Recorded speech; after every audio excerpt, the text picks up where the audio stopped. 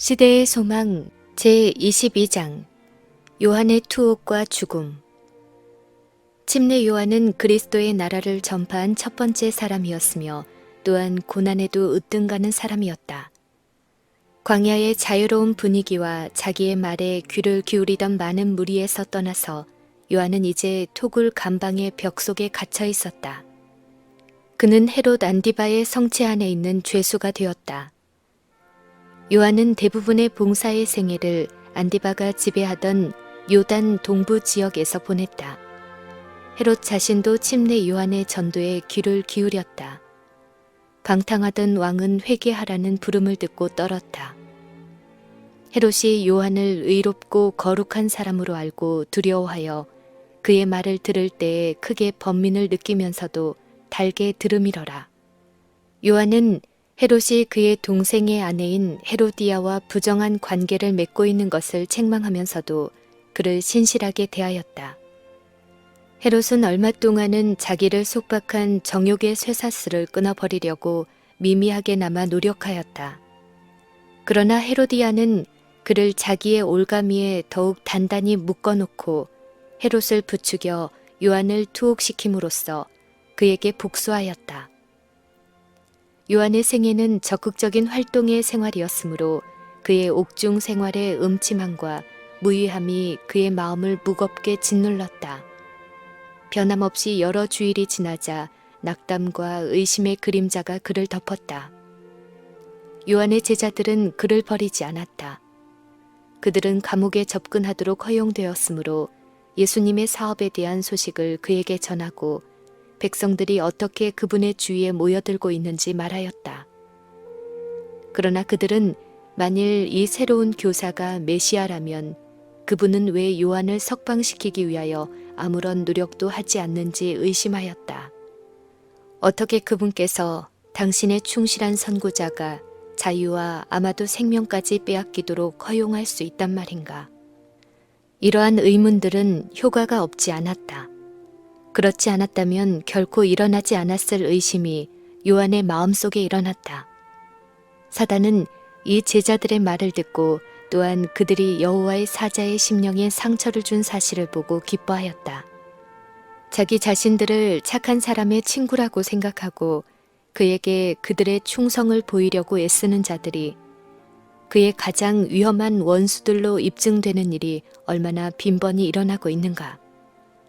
그의 믿음을 북돋아 주기는커녕 그들의 말로 그의 의기를 저상시키고 낙담시키는 일이 얼마나 흔한가. 구주의 제자들처럼 침례 요한도 그리스도의 왕국의 본질을 이해하지 못했다. 그는 예수께서 다윗의 보좌를 취하시리라고 얘기하였다.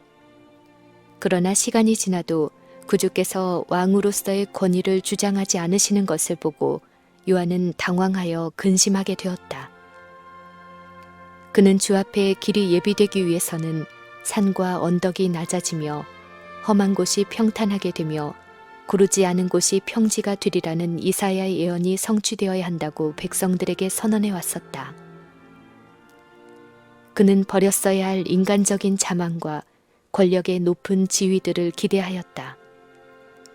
그는 메시아를 그 손에 키를 들고 자기의 타작마당을 정하게 하시고 알곡은 모아 국간에 들이고 쭉정이는 꺼지지 않는 불에 태우시는 분으로 지적하였다. 요한은 선지자 엘리야의 심령과 능력으로 이스라엘에게 왔다. 그는 여호와께서 불로 응답하시는 하나님으로서 자신을 친히 드러내시기를 기대하였다. 침례 요한은 지위의 고하를 막론하고 죄악을 두려움 없이 책망하는 자로서 자신의 사명을 완수하였다. 그는 담대하게 헤롯 왕을 대면하여 그의 죄를 솔직하게 책망하였다. 그가 자신의 생명을 초계처럼 여긴 것은 자기에게 맡겨진 사업을 성취하기 위함이었다. 그런데 이제 요한은 자기가 갇힌 옥에서 유다 지파의 사자가 압제자의 교만심을 무너뜨리고 울부짖는 가난한 자들과 자기를 구원하여 주실 것을 고대하였다. 그러나 예수께서는 당신 주위의 제자들을 모으고 백성들을 고치며 가르치는 것으로 만족히 여기시는 것처럼 보였다. 날마다 로마의 멍에가 이스라엘을 더욱 무겁게 누르고 헤롯 왕과 그의 사악한 간부가 그들의 목적을 수행하며 가난한 자들과 고통당하는 자들의 외치는 소리가 하늘에 사무치고 있을 때 예수께서는 세리들의 식탁에서 잡숫고 계셨다. 광야의 선지자에게는 이런 모든 것이 측량할 수 없는 신비처럼 보였다. 때때로 여러 시간 동안 마귀의 속삭임이 그의 정신을 괴롭게 하였으며 심한 공포의 그림자가 그를 덮었다. 오랫동안 고대해 오던 구주가 아직도 나타나지 않았단 말인가. 그렇다면 자기 자신이 전하지 않을 수 없었던 그 기별은 무슨 의미가 있었던가. 요한은 자기가 전도한 결과에 쓰디쓴 실망을 느꼈다. 그는 하나님께로부터 온 그 기별이 요시야와 에스라 시대의 율법을 낭독함으로 끼쳤던 것과 같은 결과를 끼칠 것이며 회개하여 여호와께 돌아오는 심층적인 사업이 잇따를 것으로 기대했다. 그의 온 생애는 이 전도 사업의 성공을 위하여 희생되어 왔다. 그 일은 헛된 일이었던가? 요한은 자신의 제자들이 자기를 위한 사랑 때문에 예수에 대한 불신을 마음에 품고 있는 것을 보고 염려하였다. 그들을 위한 자신의 사업은 열매를 맺지 못하였던가? 그가 자신의 사명에 충성한 결과로 이제 와서 활동을 못하게 끊어지는 것인가? 만일 약속된 구원자가 나타났고 요한이 자기의 부르심에 충실하였다는 것이 드러났다면 이제 예수께서 압제자의 권세를 타도하고 당신의 기별자를 해방시키지 않으실 것인가? 그러나 침례 요한은 그리스도에 대한 자신의 믿음을 버리지 않았다. 하늘에서 들린 음성, 성령의 비둘기 같은 강림, 예수의 흠없는 순결성, 그리고 요한이 구주 앞에 나갔을 때 그에게 임하였던 성령의 능력, 성경의 예언의 증언 등 이러한 모든 기억이 나사렛 예수가 약속된 분이심을 증거하였다. 요한은 자신의 의심과 염려를 동료들과 함께 토론하지 않았다. 그는 예수께 질문의 기별을 보내기로 결심하였다. 그는 이 일을 자기 제자 중 2명에게 위탁하였다. 구주와의 회견이 그들의 믿음을 확고하게 해주고 그들의 형제들에게 확신을 가져다 주게 되기를 바랬다. 또한 그는 자신에게 직접 하시는 그리스도의 말씀을 듣기를 갈망하였다. 제자들은 오실 그이가 당신이오니까 우리가 다른 일을 기다리오리까 라는 기별을 가지고 예수에게로 나왔다. 침례 요한이 예수를 가리켜서 보라, 세상 죄를 지고 가는 하나님의 어린 양이로다. 곧 내 뒤에 오시는 그이라 라고 선포한 자가 과연 얼마나 되었는가. 그런데 이제 오실 그이가 당신이오니까 라고 물은 것이다. 그것은 인간의 성정으로는 너무나 심한 괴로움이요 실망이었다. 충실한 선구자 요한도 그리스도의 사명을 식별하지 못하였거늘 하물며 자기만을 위하는 무리들에게서 무엇을 기대할 수 있었겠는가. 구주께서는 그 제자들의 질문에 즉시로 대답하지 않으셨다. 그들이 예수의 침묵을 궁금히 여기며 서 있을 때 병자와 고통당하는 자들이 치유함을 받기 위하여 그분께로 나왔다. 맹인들은 군중을 뚫고 길을 더듬으면서 왔으며 온갖 종류의 병을 앓는 자들이 어떤 자는 스스로 길을 재촉하며 혹은 저희 친구들에게 운반되어 예수님 앞으로 열심히 나아오고 있었다. 능력 있으신 치료자의 음성이 귀머거리의 귀를 뚫었다. 한마디의 말씀, 그분의 손의 한 번의 접촉이 맹인의 눈을 뜨게 하여 일광과 자연의 경치와 친구들의 얼굴과 구원자 예수님의 얼굴을 볼 수 있게 하였다.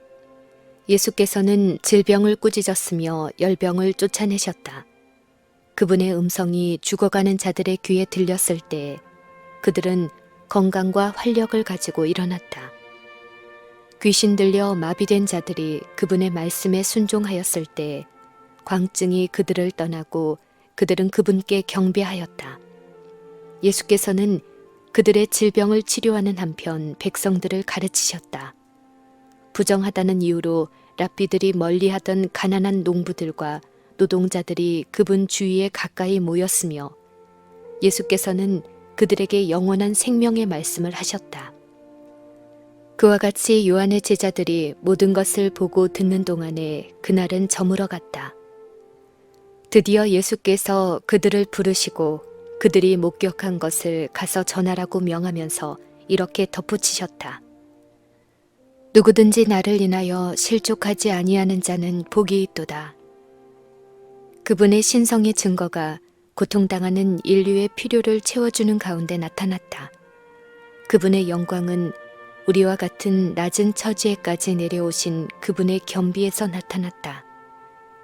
제자들은 그 기별을 전하였다. 그리고 그것으로 충분하였다. 요한은 여호와께서 내게 기름을 부으사 가난한 자에게 아름다운 소식을 전하게 하려 하심이라. 나를 보내사 마음 상한 자를 고치며 포로된 자에게 자유를, 갇힌 자에게 노임을 전파하며 여호와의 은혜의 해를 전파하여 라는 메시아에 관한 예언을 상기하였다. 그리스도께서는 그분이 메시아임을 선언하였을 뿐 아니라 어떤 모양으로 그분의 나라가 세워질 것인지를 보여주었다. 광야에서 엘리야에게 이르렀던 그 같은 진리가 요한에게도 공개되었다. 그때 여호와의 앞에 크고 강한 바람이 산을 가르고 바위를 부수나 바람 가운데 여호와께서 계시지 아니하며 바람 후에 지진이 있으나 지진 가운데도 여호와께서 계시지 아니하며 또 지진 후에 불이 있으나 불 가운데도 여호와께서 계시지 아니하더니 불 후에 하나님께서 세미한 소리로 선지자에게 말씀하셨다. 예수께서도 당신의 사업을 이와 같이 무력의 행사와 보좌와 왕국들을 뒤집어 엎는 일을 통해서가 아닌 자비와 자아 희생의 생애를 통하여 사람들의 마음에 말씀하심으로 하실 것이었다. 침례 요한 자신의 극기의 생애의 원칙은 메시아의 왕국의 원칙이었다. 요한은 이런 모든 것이 이스라엘 지도자들의 원칙과 소망에 얼마나 어긋나는 것인가를 잘 알았다. 요한에게 그리스도의 신성을 확신시킨 증거가 그들에게는 아무런 증거가 되지 않았다. 그들은 약속되지 않는 그런 메시아를 기다리고 있었다. 요한은 구주의 전도가 그들에게서 단지 증오나 비난을 받을 수밖에 없으리라는 것을 알았다. 선구자 요한은 그리스도께서 친히 남김없이 마셔야 했던 그 잔을 마시고 있는 것에 불과하였다. 누구든지 나를 인하여 실족하지 아니하는 자는 복이 있도다 라고 하신 구주의 말씀은 요한에 대한 은근한 책망이었다. 요한은 이 말씀을 간과하지 않았다. 그는 이제 그리스도의 사명의 본질에 대하여 더욱 명백히 깨달았으므로 그가 사랑하던 사업의 최선의 유익을 위하여 살든지 죽든지 자신을 하나님께 굴복시켰다. 그 사자들이 떠나간 후에 예수께서 요한에 대하여 사람들에게 말씀하셨다. 지금 헤롯의 감옥에 갇힌 그 충성스러운 증인에게 구주께서는 동정을 보이셨다. 예수께서는 하나님께서 요한을 버리셨다거나 그의 믿음이 시련의 시기에 쓰러졌다고 사람들이 결론짓도록 버려두기를 원하지 않으셨다. 너희가 무엇을 보려고 광야에 나갔더냐? 바람에 흔들리는 갈대냐?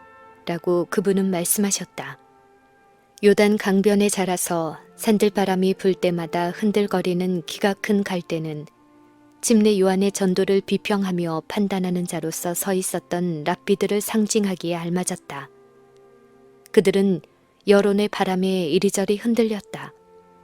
그들은 마음을 꿰뚫는 침례 요한의 기별을 받기 위하여 자신을 낮추려고 하지 않았으나 백성들이 무서워서 감히 공공연히 그의 사업을 반대하지는 못했다. 그러나 하나님의 사자는 결코 이러한 비겁한 마음을 갖지 않았다. 그리스도의 주위에 모여든 군중들은 요한의 사업을 목격했던 자들이다. 그들은 요한이 죄를 두려움 없이 책망하던 말을 들었다. 스스로 의롭다고 하는 바리새인들, 제사장직을 맡은 사두개인들, 헤롯 왕과 그의 조신, 방백과 병정들, 세리와 농부들, 이런 모든 사람들에게 요한은 똑같은 솔직성을 가지고 말하였다. 그는 결코 인간의 칭송이나 편견의 바람에 휩쓸리는 흔들리는 갈대가 아니었다. 감옥에서도 광야에서 하나님의 기별을 전하던 때와 같이 하나님께 대한 충성과 의에 대한 열성에는 변함이 없었다. 그는 원칙에 대한 충성심에는 바위처럼 견고하였다. 예수께서 계속해서 말씀하셨다. 그러면 너희가 무엇을 보려고 나갔더냐? 부드러운 옷 입은 사람이냐? 보라, 화려한 옷 입고 사치하게 지내는 자는 왕궁에 있느니라.